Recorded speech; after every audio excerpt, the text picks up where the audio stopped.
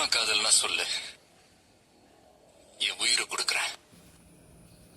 അണ്ണാ, സ്നേഹിക്കുന്ന ആൾക്കാർക്ക് വേണ്ടി അണ്ണനെ പോലെ ഞാൻ എന്റെ ജീവൻ വരെ കൊടുക്കും.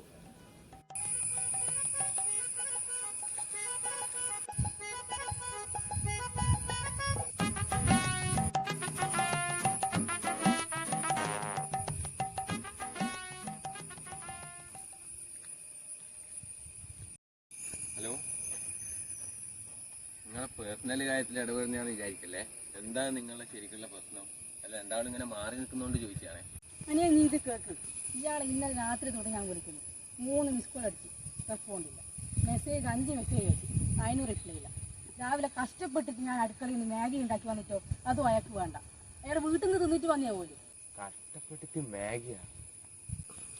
കഷ്ടപ്പെട്ടിട്ട് കിട്ടിയ ചവറ് കേസാണല്ലോ. ഏട്ടാ, ഒന്നിങ്ങോട്ട് വന്നേ. ഈ ചെറിയൊരു മാഗിയുടെ കേസാണോ നിങ്ങൾ രണ്ടാളും ഇങ്ങനെ അടികൂടുന്നേ? ചേച്ചി, ആ മാഗി വന്നേ. എനക്കല്ല, ഓർക്ക് കൊടുത്ത് വാങ്ങേട്ടാ. ഏട്ടാ, ഏട്ടൻ കുറച്ചെടുത്ത് ചേച്ചി കൊടുത്താട്ടെ.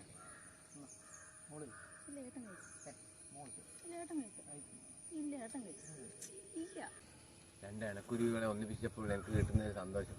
അണ്ണാ,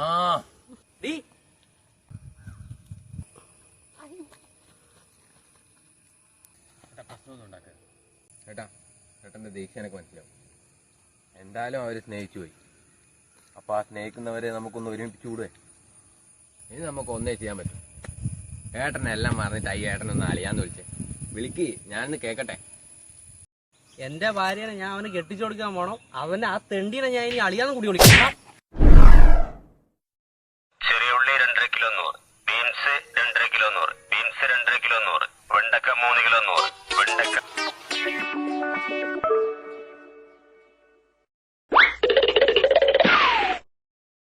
ഒരുമ്പട്ടവളെ നടക്കടി വീട്ടിലേക്ക്. ഏട്ടാ, ഈ അങ്കമാലിക്കുള്ള വസ്തു പോയാ?